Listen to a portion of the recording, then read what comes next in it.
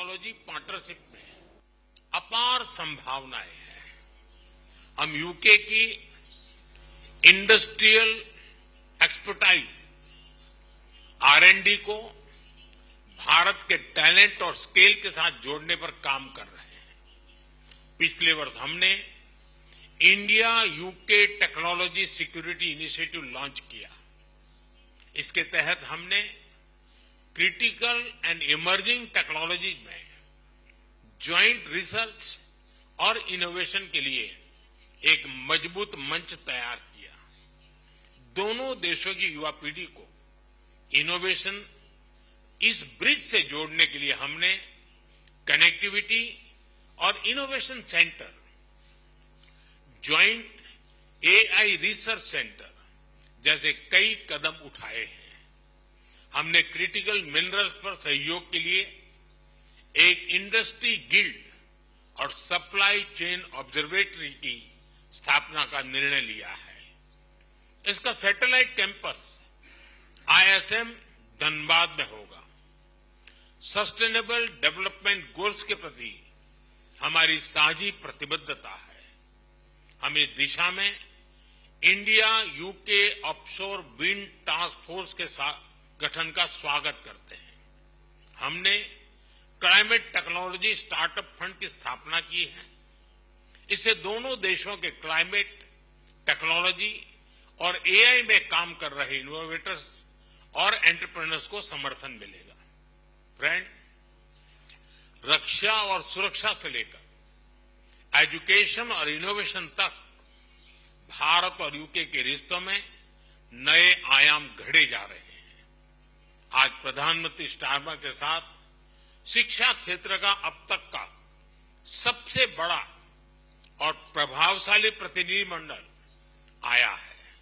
यह बहुत खुशी की बात है कि अब यूके की 9 यूनिवर्सिटीज भारत में कैंपस खोलने जा रही हैं। साउथहैम्पटन यूनिवर्सिटी के गुरुग्राम कैंपस का हाल ही में उद्घाटन हुआ है और छात्रों का पहला समूह प्रवेश भी ले चुका है। साथ ही गिफ्ट सिटी में यूके की 3 अन्य यूनिवर्सिटी के कैंपस निर्माण का कार्य प्रगति पर है। हमारे बीच रक्षा सहयोग भी बढ़ा है। हम डिफेंस को प्रोडक्शन की ओर बढ़ रहे हैं। दोनों देशों की डिफेंस इंडस्ट्रीज को जोड़ रहे हैं। रक्षा सहयोग को एक कदम आगे बढ़ाते हुए हमने मिलिट्री ट्रेनिंग में सहयोग पर समझौता किया है। इसके तहत भारतीय वायुसेना के फ्लाइंग इंस्ट्रक्टर्स यूके की रॉयल एयरफोर्स में ट्रेनर्स के रूप में कार्य करेंगे। ये विशेष संयोग है कि जहां एक और देश की आर्थिक राजधानी मुंबई में ये बैठक हो रही है, वहीं दूसरी ओर हमारे नौसैनिक जहाज कॉकन 2025 ज्वाइंट एक्सरसाइज कर रहे हैं। फ्रेंड्स, यूके में बसे 1.8 मिलियन भारतीय हमारी साझेदारी की जीवंत कड़ी है। ब्रिटिश समाज और अर्थव्यवस्था में अपने मूल्यवान योगदान से उन्होंने दोनों देशों के बीच मित्रता, सहयोग और विकास के पुल को मजबूत किया है। फ्रेंड्स, भारत का डायनेमिज्म और यूके की एक्सपर्टाइज मिलकर एक यूनिक सिनर्जी बनाती है। हमारी साझेदारी ट्रस्टवर्दी है, टैलेंट और टेक्नोलॉजी ड्रिवन है। और आज जब मैं और प्रधानमंत्री स्टारमर मंच पर एक साथ खड़े हैं, तो ये हमारा स्पष्ट कमिटमेंट है कि हम एक साथ मिलकर दोनों देशों के लोगों के लिए एक उज्जवल भविष्य का निर्माण करेंगे। मैं एक बार फिर इस भारत यात्रा के लिए प्रधानमंत्री स्टारमर का, उनके डेलीगेशन का हार्दिक धन्यवाद देता हूं। बहुत बहुत धन्यवाद।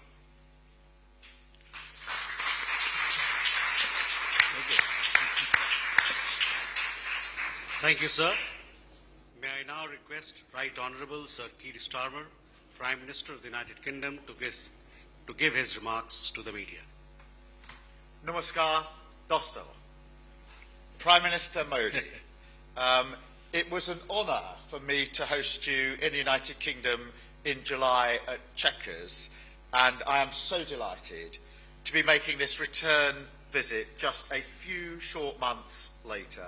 And can I just extend my thanks to the very warm welcome that you and the whole country have extended to me as Prime Minister, to the whole delegation, and through us to the whole of the United Kingdom. It is very much appreciated, very much noticed. And it is an important statement as we stand here about our shared commitment to this special relationship, because we are building something here.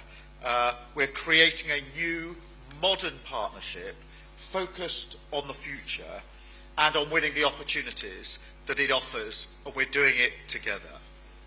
And that's why we struck the UK-India Comprehensive Economic and Trade Agreement in July, a breakthrough moment, years in the making, slashing tariffs, increasing access to each other's markets to drive growth and create jobs for our people, and making life better in both of our nations.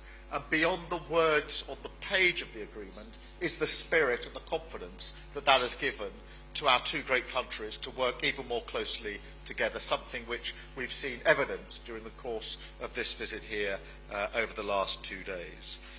It is significant that we're meeting here in Mumbai as India's economic and financial capital because India's growth story is remarkable.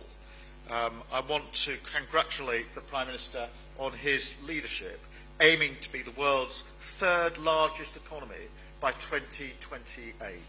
And your vision of Viksit Bharat is to completely developed country by 2047. And everything I've seen since I've been here is absolute proof to me that you're on track to succeed in that. So we want to be partners on that journey.